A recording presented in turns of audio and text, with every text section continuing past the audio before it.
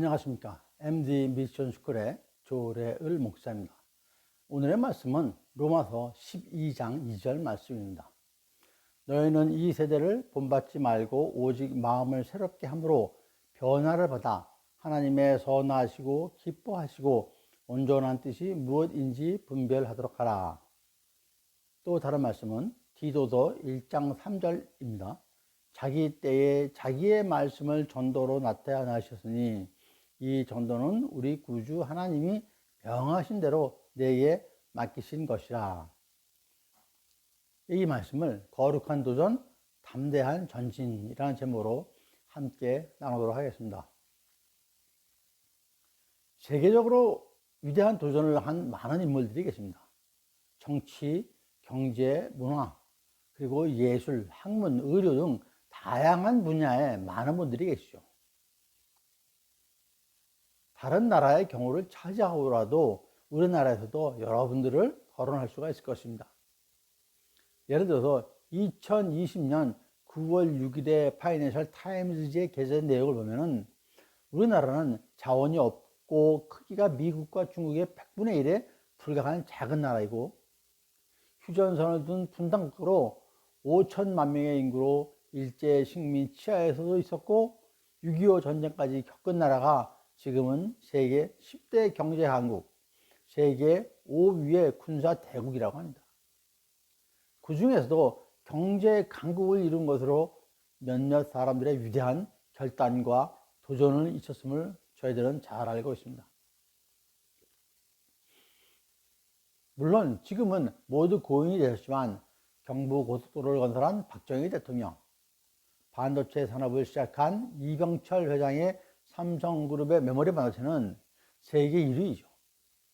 뿐만 아니라 스마트폰도 매출액도 세계 3위입니다. 조선산업과 자동차 산업을 시작한 정주영 회장의 현대자동차그룹은 2023년 기준 세계 3대 자동차 그룹에 속합니다. 그뿐인가요? K컬처라고도 하는 한국의 음악, 영화 등 한국 문화도 세계적 수준이죠. 모든 사례를 말씀드릴 수는 없지만 각계에서 열정과 집념을 가지고 도전한 결과라고 아니할 수 없습니다. 하지만 위대한 도전보다 더욱 값진 거룩한 도전도 있습니다. 매직교회의 조정민 목사님을 잘 알고 계실 것입니다. 25년 동안 MBC 앵커로 활동을 하시고 퇴사 후에는 신학 공부를 하셔서 미국의 고든 코널 신학교 대학원에서 목회학 석사학위까지 받으셨습니다. 그런 이후로 오늘의 교회에서 전도사, 부목사로 사역을 하신 다음에 교회를 새로 개척을 하셨죠. 그래서 지금도 성공적인 목회를 하고 계십니다. 50이 넘은 나이에 신학을 공부하기로 한 결심도 거룩한 도전일 것입니다. 또한 분당 우리 교회의 이찬수 목사님도 계십니다. 한국에 살다 대학교 3학년 때 온 가족이 미국으로 이민을 가서 미국의 일리노이 대학교에서 사회학을 공부하시다가 혼자 한국으로 돌아와서 신학대학에 들어가서 공부를 하여 목사 안수를 받고 사랑의 교회에서 사역을 하시다가 이후로는 분당 우리 교회를 개척하신 것이죠. 온 가족이 미국으로 이민을 가는데 굳이 혼자 한국으로 들어와서 신학대학에 들어가 공부를 결심했다는 것이 얼마나 거룩한 도전이라고 아니할 수 없습니다. 물론 이찬수 목사님의 경우는 아버지께서 목사님이셔서 영향을 많이 받으셨을 것입니다. 저의 경우 도전이라고 한다면 나이 60이 돼서 신학 공부를 시작한 것이죠.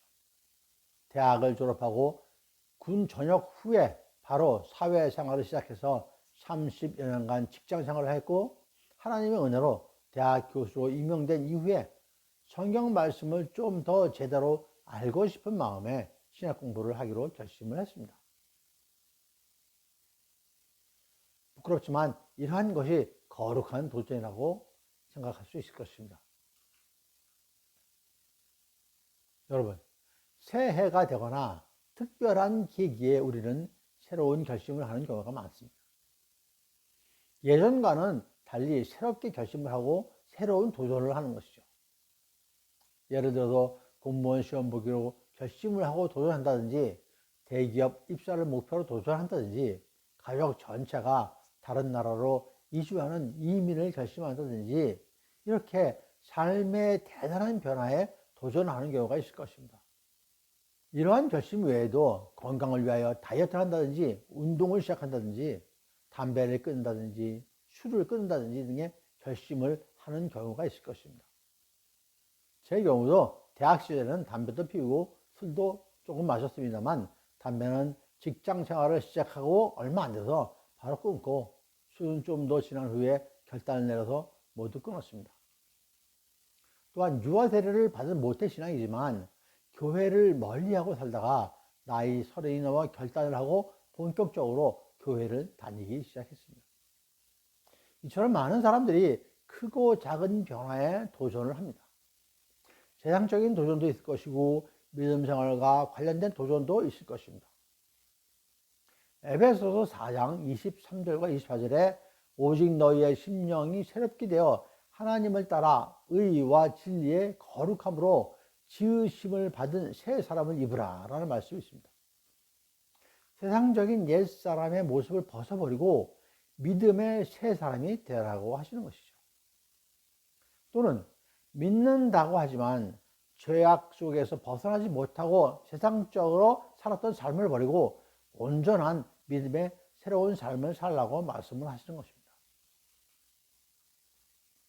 오늘은 그리스도인들이 꼭 하여야 하는 결단과 도전에 대해서 같이 말씀을 나누려고 합니다. 먼저는 믿음의 길로 가기로 결단을 합시다. 세상의 길과 다른 믿음의 길, 세상의 삶과 다른 믿음의 삶, 실로 엄청난 도전이 아닐 수 없습니다. 세상에서는 삶의 질을 향상하기 위해서 또는 성공하기 위해서 새로운 도전하지만 지금까지 걸어왔던 삶을 뒤로하고 완전히 새롭고 거룩한 삶의 길로 가기 위해서 도전한다는 것은 결코 쉬운 결단은 아닐 것입니다. 성경 인물 중에 여인 룻을 생각해 볼 수 있습니다.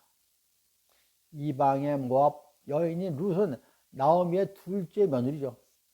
나오미는 아시다시피 거룩한 땅 유다 베들레헴에서 살다가 기근으로 인해서 남편인 엘리멜렉에게 순종해서 모압으로 이사를 했습니다.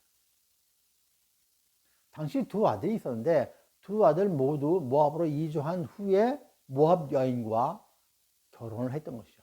이방 여인들과 결혼한 것입니다. 불순종의 죄를 지은 아버지와 두 아들은 결국은 하나님의 징벌로 죽음을 맞게 되고 세 여인만 모압 땅에 남게 되자 나오미는 고향인 베들레헴으로 다시 돌아가기로 결심을 하고 두 며느리에게 이제 남편들도 없고 혼몸이 되었으니까 각자 모압 땅 여기 남아서 친정으로 돌아가라고 합니다. 그런데 첫째 며느리는 친정으로 돌아가는데 둘째 며느리 룻이 시어머니 나오미를 따라서 베들레헴으로 가겠다 그러는 겁니다. 이때 룻이 결단하고 시어머니인 나오미에게 한 말이 룻기 1장 16절입니다. 룻이 이르되 내게 어머니를 따르지 말고 돌아가라. 강권하지 마옵소서. 어머니께서 가시는 곳에 나도 가고 어머니께서 머무시는 곳에서 나도 머물겠나이다. 어머니의 백성이 나의 백성이 되고 어머니의 하나님이 나의 하나님이 되시리니 라고 고백하는 것입니다. 여기서 우리는 이방 여인인 룻이 시어머니인 나오미를 따라 하나님을 믿는 믿음의 길을 가겠다고 고백하는 것을 알 수 있습니다. 우리는 나오미가 이방 땅 모압에 와서도 하나님을 섬겼다는 것을 미루어 짐작할 수가 있죠. 그래서 며느리들이 그 광경을 보아왔을 것입니다. 이에 며느리 룻은 시어머니 나오미의 믿음을 본받아 자신도 믿음의 길로 가기로 결단하는 것일 것입니다. 여러분, 우리 주변에 부부와 함께 믿음 생활을 하는 가정도 있고 두 분 모두 믿음 생활을 하지 않는 가정도 있고 둘 중 한 분만 믿음 생활을 하시는 그런 가정도 있을 것입니다. 부부가 함께 믿음 생활을 하는 모범 사례는 브리스길라와 아굴라 부부를 들 수 있겠죠. 로마서 16장 3절과 4절에 두 분의 믿음의 깊이를 우리는 잘 알 수가 있습니다. 그들은 바울을 위하여 목숨까지도 내놓았다고 바울이 직접 얘기를 합니다. 이렇게 부부가 같이 좋은 믿음 생활을 하면 얼마나 축복입니까? 자료를 검색하다 보니까 불신 가족의 5가지 유형을 알게 되었습니다. 동원형, 밀당형, 냉담형, 안티형, 상심형이 있습니다. 자료를 올려주신 분에 대한 내용이 없어 익명으로 하겠습니다. 내용인 즉, 첫 번째 유형은 동원형입니다. 이 동원형은 교회에 나오긴 하는데 마치 동원되듯이 부모에 의해서 혹은 배우자에 의해서 어쩔 수 없이 끌려 나오는 사람들을 말합니다. 이분들은 몸은 교회에 있는데 마음은 이미 집에, 세상에 가 있는 거죠. 그래서 진정한 신앙 고백에 이르지 못하는 경우가 많습니다. 그리고 사실 이분들을 회심시키는 것이 그리 쉽지는 않습니다. 따라서 이런 동원형의 불신 가족들은 하나님의 말씀에 듣는 귀가 열리도록 우리가 우선 기도하는 것이 무엇보다 중요하죠. 두 번째 유형은 밀당형이라고 말씀드렸습니다. 교회에 나올 듯 말 듯 하면서 가족의 해를 태우는 유형입니다. 가끔은 가족의 권위에 못 이겨서 교회에 나오기도 하지만 규칙적으로 출석하거나 꾸준한 신앙생활로 이어지지 않는 그런 특징이 있죠. 동원형이 대체로 교회에 등록만 되고 출석도 곧잘 하면서도 개인적인 신앙 고백을 하지 않는다면 밀당형은 가끔 교회에 기웃거리는 수준입니다. 일례로 가정의 평화를 위해 반려자의 권유로 가끔 교회까지만 오는 것이죠. 회사에 좋은 일이 있거나 기분이 좋으면 교회에 오고 그렇지 않으면 안 오는 겁니다. 상대방의 성화로 교회는 왔지만 설교 시간에 잠만 자는 사람, 이런 부류가 밀당형인 것이죠. 그래서 기독교 회심 이론에 비춰볼 때 이런 밀당형에게는 보호막이 필요하다고 합니다. 인내의 한계를 느끼더라도 가족 간의 모임이나 신앙적 활동에 일부러 소외시켜서는 절대 안 됩니다. 교회 문화나 신앙적 질문에 성의 있게 답해주는 그러한 보호막이 필요하다고 합니다. 세 번째는 냉담형입니다. 냉담형은 교회에 호의적이지도 않고 그렇다고 부정적이지도 않은 아예 관심이 없는 유형입니다. 가족들이 아무리 신앙생활을 권유해도 꿈쩍도 안 합니다. 그렇다고 가족이 교회를 다니는 것에 대하여 반대하지도 않습니다. 다만 가족의 신앙은 나와는 무관하다고 스스로 결정한 것이죠. 이런 분들 중에는 어릴 적에 또는 학창시절에 교회에 다닌 경험이 있으신 분들이 많은 것 같습니다. 교회보다는 세상에 노는 것이 좋거나 직장 일이 바빠서 방학에 들어간 것입니다. 그러니 포기하지 마십시오. 그리스도의 사랑은 얼음같이 차가운 마음도 눈 녹듯 녹게 할 수가 있습니다. 그리스도의 사랑은 닫힌 마음의 문을 열게 할 수가 있는 것이죠. 추노꾼이라는 용어가 있습니다. 의대생의 경우 레지던트 생활이 너무 힘드니까 그냥 잠수 타버리는 경우가 있다고 합니다. 연락도 안 되고 나오지도 않고, 그러니까 동기들이 당직이나 업무량이 2배로 늘어나겠죠. 그러니까 잠수 탄 동기를 잡으러 가는 추노꾼 같은 동기들이 있다는 것이죠. 어디든지 수소문해서 집으로 어디로 뭐 잡으러 가는 거죠. 굳이 잡으러 가는 이유는 며칠 잠수 탄 동료들이 병원에 그냥 돌아오려면 멋쩍으니까 일부러 잡혀올 수도 있는 그런 도움을 주는 것이죠. 여러분, 한참 교회를 떠나 방학 중에 잠수를 탔던 가족들에게는 우리가 추노꾼이 되어야 합니다. 어쩔 수 없이 나와주는 것처럼 되도록 그분을 잡으러 가는 것이죠. 체면 살려주는 것이죠. 나이가 들수록 자존심만 세지니 자존심 살려주면서 방학을 마치도록 좀 더 믿음의 눈으로 보시고 불쌍히 여기셔서 거룩한 타이밍을 놓치지 마시기 바랍니다. 여러분이 예수 그리스도의 사랑의 주노꾼이 되어주시기를 소망합니다. 네 번째 유형은 안티형입니다. 말 그대로 교회 얘기만 나오면 공격적으로 변해가지고 때로는 믿는 가족을 핍박하는 그런 분들이죠. 이런 경우 가족분들이 정말로 많이 힘드십니다. 주변에 안티형 가족을 둔 교우님이 계시면 많은 기도로 도와주시기 바랍니다. 그런데 안티형 가족일수록 의외로 급진적인 회심이 일어날 가능성이 매우 높다고 합니다. 또한 일단 회심하고 믿음의 길로 돌아선다면 나중된 자가 먼저 되는 것을 보여주는 유형이라고도 합니다. 마지막으로 상심형이 있습니다. 이 유형은 과거에 교회를 다녔지만 공동체에서 어떤 상처를 받았거나 부정적인 경험을 해서 신앙을 떠난 사람들입니다. 교회의 성심에서 떠난 것이죠. 어떤 면에서는 가장 전도하기 어려운 유형이기도 합니다. 그래서 웬만한 기독교 용어나 메시지들을 들어도 좀처럼 반응이 오지 않습니다.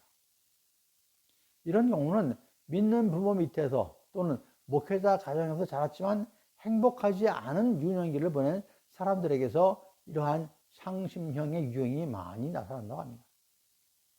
교회를 등질 뿐만 아니라 교회에 대하여 안 좋은 생각을 갖고 있는 경우가 많다고 합니다. 그래서 톰 레이너라는 분은 기독교에 상심한 이들에게 너무 직설적이고 적극적인 전도는 자제하고 교회에 대해 부정적인 경험을 한 가족이 있다면 그들의 상처와 아픔에 공감해주고 그 사연을 진심으로 들어줘야 하고 긴 시간을 들여서 돌봄을 해야 한다고 충고를 하고 있습니다. 5가지 유형, 동원형, 밀당형, 냉담형, 안티형, 삼심형 모두 전도하기가 쉽지가 않죠. 사실 저희들의 능력으로 되는 것이 아니죠. 하나님께서 저들의 마음의 문을 열어주셔야 되는 것입니다. 우리가 할 수 있는 것은 사랑과 기도 그리고 말씀을 전하는 것입니다. 그 말씀은 입으로 전하는 것이 아니라 물론 입으로도 전해야 있죠. 우리의 삶을 통해서 말씀을 전해야 되는 것이죠. 그래서 스스로 믿음의 길로 가도록 거룩한 도전을 하도록 응원을 해줘야 될 것입니다. 포기하지 않고 거룩한 응원을 하여야 할 것입니다. 포기하지 않고 거룩한 기다림으로 응원을 하여야 할 것입니다. 두 번째 결단은 복음 전파자의 길로 가기로 결단을 합시다. 온누리 교회의 고 하용조 목사님 저서에 사도행전적 교회를 꿈꾸다 해서 하신 말씀이십니다. 그대로 읽어드리겠습니다. 영적 변화의 첫 번째 특징은 나눔이다. 은혜를 받은 자는 나누게 되어 있다. 나눌 수 없다는 것은 받은 게 없다는 뜻이다. 용서를 받은 자는 남을 용서한다. 그러나 용서받은 경험이 없는 사람은 남을 용서하지 못한다. 사랑을 받는 자는 남을 사랑하게 되어 있다. 사랑할 수 없는 것은 사랑받은 적이 없기 때문이다. 이렇게 말씀하십니다. 믿음의 길을 가고 있는 우리는 엄청난 큰 사랑을 받은 사람입니다. 구원의 은혜를 받은 사람입니다. 큰 은혜를 받은 우리는 이제 이를 당연히 나누어주고 흘려보내야 합니다. 하 목사님께서 말씀하신 대로 나눔이 없다면 받은 것이 없고 체험이 없어서 그런 것입니다. 마태복음 10장 8절 말씀에 예수님께서 12 제자를 보내시면서 주신 말씀입니다. 병든 자들을 고치며 죽은 자를 살리며 나병 환자를 깨끗하게 하며 귀신을 쫓아내되 너희가 거저 받았으니 거저 주라 라고 하십니다. 거저 나누어 주라고 하는 거죠. 여러분, 그리스도인들의 나눔은 단순히 세상에서 하는 그런 기부가 아닙니다. 많이 가진 사람이 어려운 사람에게 물질을 나누는 그런 1차원을 갖다가 훨씬 넘는 것입니다. 그리스도인은 주님으로부터 받은 사랑의 은혜를 나누는 것입니다. 흘려보내는 것입니다. 사랑의 은혜로 나누는 것이죠. 그저 많다고 해서 남아서 나누는 것이 아닙니다. 나눔을 그리스도의 사랑에 실어야 하는 것이죠. 믿음의 길을 가는 우리가 받은 가장 큰 은혜는 구원의 은혜입니다. 사랑으로 받은 은혜, 구원의 은혜인 것이죠. 그 은혜를 함께 나누라고 하십니다. 그럼 구원의 은혜를 어떻게 나눌 수 있나요? 주님께서 사랑으로 나를 구원하여 주셨듯이 우리의 이웃들도 구원할 수 있도록, 구원받을 수 있도록 그들을 사랑함으로 구원의 길로 인도하는 것입니다. 구원은 주님의 영역입니다. 우리가 할 수 있는 것은 구원의 길로 인도하는 것뿐입니다. 믿음 또한 마찬가지입니다. 앞에서 나오미와 같이 저와 여러분이 할 수 있는 것은 이웃에게 믿음의 길을 보여주고 알려주는 것입니다. 그럴 때 하나님의 큰 역사하심이 있음을 믿으시기 바랍니다. 창세기 6장 8절에서 그러나 노아는 여호와께 은혜를 입었더라 라고 했습니다. 이에 앞서 6장 1절부터 7절까지의 내용은 하나님께서 창조하신 땅 위의 사람들이 모두 죄악이 가득하다고 기록을 하고 있습니다. 그래서 하나님께서 한탄하고 근심하십니다. 결국은 하나님께서 당신이 창조한 모든 사람을 지면에서 쓸어버리겠다고 하시는 것이었죠. 그런데 7절에서 그러나 하시면서 노아는 여호와께 은혜를 입었더라 라고 하십니다. 이어 노아에 대하여 설명하시기를 의인이고 완전한 자이며 하나님과 동행하는 자라고 설명을 해주고 있습니다.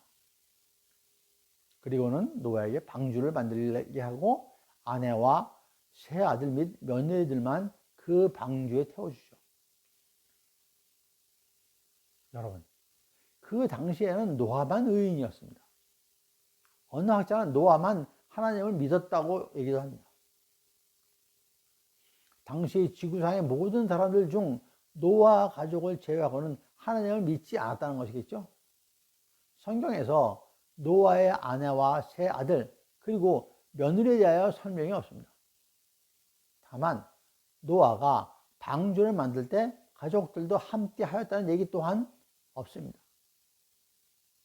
추론컨대 아버지가 온전히 하나님을 믿었으므로 아내와 자녀 및 며느리는 다른 사람처럼 죄악에 빠져 있지는 않았지만 요사의 말로 억지로 아버지를 따라 주일 예배만 드리는 정도가 아닐까라고 생각해 볼 수가 있습니다. 그래서 가족 구원이 중요하고 은혜 중에 은혜인 것이죠. 노아의 이야기는 가족 구원을 가장 극적으로 보여주고 있습니다. 여러분의 가정에서 혼자 믿음 생활을 한다고 힘들어하지 마십시오. 그분이 노아의 축복을 받으실 줄 믿습니다. 이런 노아를 성경에서 노아는 여호와의 은혜를 입었더라 라고 하시는 것이죠. 당대의 의인이요 완전한 자이면서 하나님과 동행하는 노아는 가족 구원은 물론 인류를 구원하는 큰 은혜를 입은 자입니다. 그러면 신학시대에 은혜 입은 자는 누가 있을까요? 물론 누구보다도 12제자를 꼽을 수 있을 것입니다. 가롯 요셉 빼면 11제자인가요? 은혜로 예수님으로부터 택함을 받고 순종함으로 제자의 길을 걷게 됩니다. 그러면 12제자의 면모를 볼까요? 베드로, 안드레, 야고보, 요한은 고기 잡는 어부이고 마태는 세금 징수하는 세리였습니다. 세무 공무원이 지금은 각광받는 그 공무원 직업이지만 당시에는 많은 사람들로부터 적대감을 받는 직업이었습니다. 가나안인 시몬은 열심당원이었습니다. 다른 제자들에 대한 직업은 특정하게 언급되지 않았지만 성경을 근간으로 추정한다면 도마와 안드레도 업으로 추정되고 가룟 유다는 회계사로 추정이 됩니다. 이와 같이 세상적인 기준으로 하면 예수님의 정예부대원 모두 제자로서의 자격을 따진다면 미달감이지만 예수님께서는 그들을 세우십니다. 우리도 마찬가지입니다. 주님의 일을 하는데 무슨 일을 하고 어떤 지위에 있고 이런 거는 전혀 관련이 없습니다. 만물을 창조하시며 나를 지으신 주님은 또한 나를 택해서 당신의 제자로 만드십니다. 무에서 유를 창조하셨듯이 그렇게 하십니다. 하지만 12제자 말고 더 큰 은혜를 받은 사람이십니다. 12제자는 제자로 택함을 받기 이전에는 대부분 어부를 생업으로 하고 있었습니다. 그런데 바울은 무엇을 했나요? 사도행전 9장 4절과 5절 말씀입니다. 땅에 엎드려져 들음에 소리가 있어 이르시되 사울아 사울아 어찌하여 나를 박해하느냐 하시거늘 대답하되 주여 누구시니까 이르시되 나는 내가 박해하는 예수라 라고 하십니다. 즉 바울은 예수를 믿는 사람들을 잡으러 다니던 사람입니다. 당시의 이름은 사울이었죠. 이렇게 예수를 믿는 자들을 박해하는 자를 예수님께서는 어떻게 하셨습니까? 9장 15절에서 말씀하시기를 이 사람은 내 이름을 이방인과 임금들과 이스라엘 자손들에게 전하기 위하여 택한 나의 그릇이라고 하셨습니다. 그리고 바울은 로마서 1장 5절에서 그로 말미암아 우리가 은혜와 사도의 직분을 받아 그의 이름을 위하여 모든 이방인 중에서 믿어 순종하게 하리니 라고 고백합니다. 바울은 예수님으로부터 받은 은혜와 사도의 직분을 받았다고 고백을 하는 것이죠. 그리고 바울의 이후의 여생은 복음 전파자의 삶을 살게 되는 것입니다. 주님의 한량없는 은혜를 입은 우리들 또한 우리 이웃을 믿음의 길로 안내하는 복음 전파자의 삶을 살아야 할 것입니다. 즉 바울은 예수를 믿는 사람을 잡으러 다니던 사람입니다. 당시의 이름은 사울이었다고 말씀드렸죠. 이렇게 예수님을 믿는 자들을 박해하는 자를 어찌하셨습니까? 이 사람은 내 이름을 이방인과 임금들과 이스라엘 자손들에게 전하기 위하여 택한 나의 그릇이라고 하셨죠. 바울은 하나님께서 우리에게 은혜를 주신 이유를 명확히 말씀하여 주십니다. 고린도후서 9장 8절에서 하나님이 능히 모든 은혜를 너희에게 넘치게 주시나니 이는 너희로 모든 일에 항상 모든 것이 넉넉하여 모든 착한 일을 넘치게 하게 하려 하심이라 라고 말씀하십니다.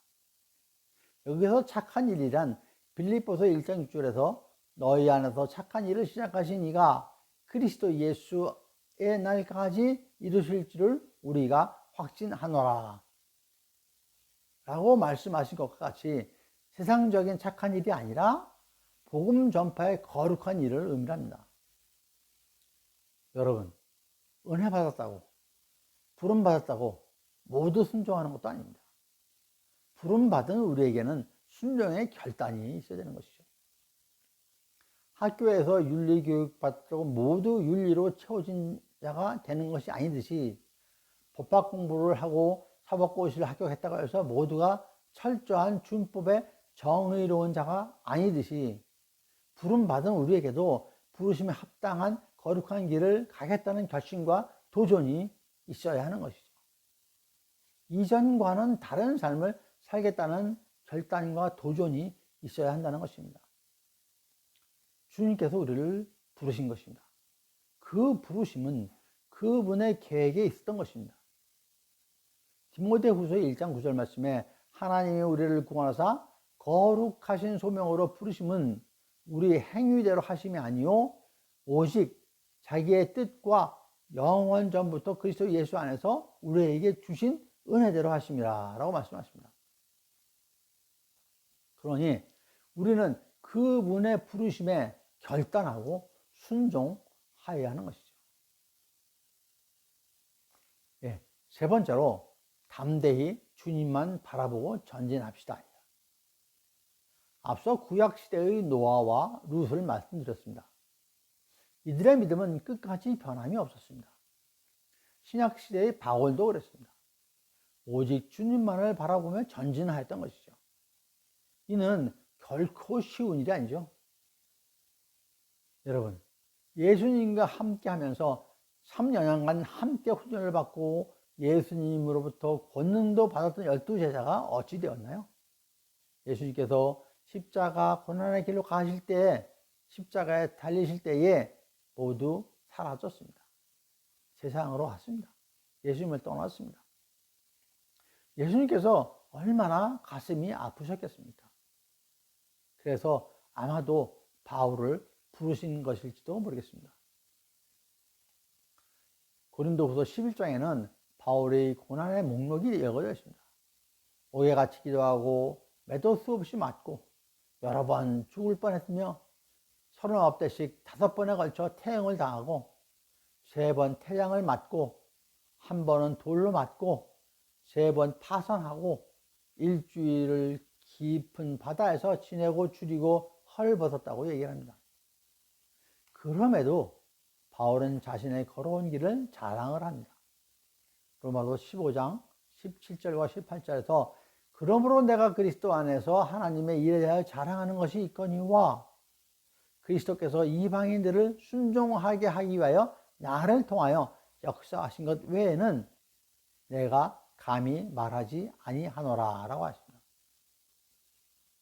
이처럼 사도 바울은 사명으로 주어진 복음 전파를 위해서 어떠한 핍박과 박해, 고난과 환난에도 굴하지 않고 담대히 묵묵히 전진하였던 것입니다.